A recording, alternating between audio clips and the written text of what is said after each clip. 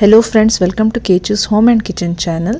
ಇವತ್ತು ನಾನು ನಿಮಗೆ ಬಾಳೆ ದಿಂಡಿನ ಪಲ್ಯ ಹೇಗೆ ಮಾಡೋದು ಅಂತ ಹೇಳ್ಕೊಡ್ತಾ ಇದ್ದೀನಿ. ಸ್ಟಾರ್ಟ್ ಮಾಡೋಣ. ಮೊದಲಿಗೆ ಬಾಳೆ ದಿಂಡನ್ನು ಕಟ್ ಮಾಡ್ಕೋಬೇಕು. ಯಾವ ಸೈಜಿಗೆ ಬೇಕೋ ಆ ಸೈಜ್ಗೆ ನಾನು ಕಟ್ ಮಾಡ್ಕೊತೀನಿ. ಸ್ವಲ್ಪ ಮೀಡಿಯಮ್ ಸೈಜಲ್ಲಿ ಕಟ್ ಮಾಡ್ತಾ ಇದ್ದೀನಿ. ನಾರಿನಂಶ ತುಂಬ ಇರೋದ್ರಿಂದ ಫೈಬರ್ ತುಂಬ ರಿಚ್ ಆಗಿರುತ್ತೆ. ಇದರಲ್ಲಿ ಡೈಜೆಷನ್ಗೆ, ಹೊಟ್ಟೆ ಕ್ಲೀನ್ ಮಾಡೋಕ್ಕೆ ಎಲ್ಲ ಇದು ತುಂಬ ಹೆಲ್ಪ್ ಆಗುತ್ತೆ. ಈಗ ಬಾಣಲೆ ಇಟ್ಕೊಂಡಿದ್ದೀನಿ, ಇದಕ್ಕೆ ತೆಂಗಿನೆಣ್ಣೆ ಹಾಕಿದ್ದೀನಿ.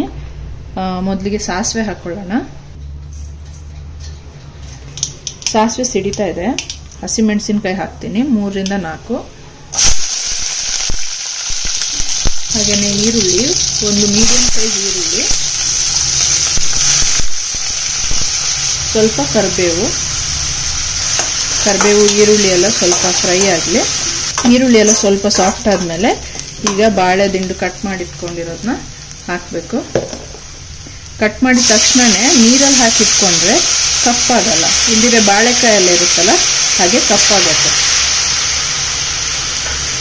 ಇದು ತಿನ್ನಕ್ಕೆ ಒಂಥರ ಕ್ರಿಸ್ಪಿ ಆಗಿರುತ್ತೆ. ಹಾಗೆಯೇ ಬೇಗ ಬೇಯುತ್ತೆ. ಬಾಳೆಕಾಯಿ ಎಲ್ಲ ಹೇಗೆ ಪಲ್ಯ ಮಾಡಿ ಬೇಯಿಸ್ತೀವಿ ಹಾಗೆಯೇ ಬೇಗನೆ ಬೇಯುತ್ತೆ. ಇದಕ್ಕೆ ಸ್ವಲ್ಪ ಅರಿಶಿನ ಹಾಕ್ತೀನಿ, ರುಚಿಗೆ ಉಪ್ಪು. ನೀರಲ್ಲಿ ನೆನೆಸಿಟ್ಟಿದ್ದೆ ಅಲ್ವಾ, ಸೊ ಸ್ವಲ್ಪ ನೀರಲ್ಲೇ ಇರುತ್ತೆ, ಹಾಗೆ ಇದರಲ್ಲೇ ಬೇಯ್ಕೊಳ್ಳುತ್ತೆ. ತುಂಬ ಹೊತ್ತು ಟೈಮ್ ತಗೊಳ್ಳಲ್ಲ. ಮತ್ತು ಇದು ಕ್ವಿಕ್ಕಾಗಿ ಸಿಂಪಲ್ಲಾಗಿ ಮಾಡೋಂಥ ಪಲ್ಯ.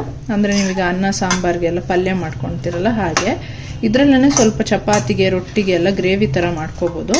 ಆ ಬಾಳೆ ದಿಂಡಿನ ಪಲ್ಯನೂ ನಾನು ವಿಡಿಯೋ ಹಾಕಿದ್ದೀನಿ. ಸೊ ಡಿಸ್ಕ್ರಿಪ್ಷನಲ್ಲಿ ಲಿಂಕ್ ಅಪ್ಡೇಟ್ ಮಾಡಿರ್ತೀನಿ, ನೀವು ನೋಡ್ಬೋದು. ಕ್ಲೋಸ್ ಮಾಡಿ ಇಡ್ತೀನಿ. ನೋಡಿ, ನೀರೆಲ್ಲ ಕಂಪ್ಲೀಟಾಗಿ ಹೋಗಿದೆ, ಹಾಗೇನೆ ಬೆಂದಿದೆ ಕೂಡ. ಒಂದು 5 ನಿಮಿಷ ಅಷ್ಟೇ, ಬೇಗ ಬೆಂದೋಗುತ್ತೆ. ಈಗ ಇದಕ್ಕೆ ಕಾಯಿ ತುರಿ ಹಾಕ್ತೀನಿ. ಕಾಯಿ ತುರಿ ಸ್ವಲ್ಪ ಜಾಸ್ತಿ ಹಾಕಿದ್ರೆ ಚೆನ್ನಾಗಿರುತ್ತೆ. ಇದಕ್ಕೆ ಇನ್ನೊಂದು ಮೇನ್ ಇಂಗ್ರೀಡಿಯೆಂಟ್ ಅಂದರೆ ನಿಂಬೆಹಣ್ಣು ರಸ. ಸ್ವಲ್ಪ ಹಾಕಬೇಕು, ಆವಾಗ ಇನ್ನೂ ಚೆನ್ನಾಗಿರುತ್ತೆ. ಜಾಸ್ತಿ ಹಾಕಬೇಡಿ, ಹುಳಿ ಆಗಿಬಿಟ್ರೆ ಟೇಸ್ಟ್ ಹೊರಟಾಗುತ್ತೆ. ಇದು ಹಾಕಿಬಿಟ್ಟು ಲಾಸ್ಟಲ್ಲಿ ಮಿಕ್ಸ್ ಮಾಡಿಬಿಟ್ಟು ಆಫ್ ಮಾಡೋಣ. ನೋಡಿ, ಈಗ ಬಿಸಿ ಬಿಸಿ ಬಾಳೆ ದಿಂಡಿನ ಪಲ್ಯ ರೆಡಿಯಾಗಿದೆ. ನೀವು ಮನೇಲಿ ಟ್ರೈ ಮಾಡಿ ಹೇಗಿತ್ತು ಅಂತ ತಿಳಿಸಿ. ವಿಡಿಯೋ ಇಷ್ಟ ಆಗಿದ್ರೆ ಲೈಕ್ ಮಾಡಿ, ಶೇರ್ ಮಾಡಿ, ಚಾನಲ್ನ ಸಬ್ಸ್ಕ್ರೈಬ್ ಮಾಡಿ. ಮತ್ತೆ ನೆಕ್ಸ್ಟ್ ವಿಡಿಯೋದಲ್ಲಿ ಸಿಗ್ತೀನಿ. ಅಲ್ಲಿವರೆಗೂ ಬಾಯ್.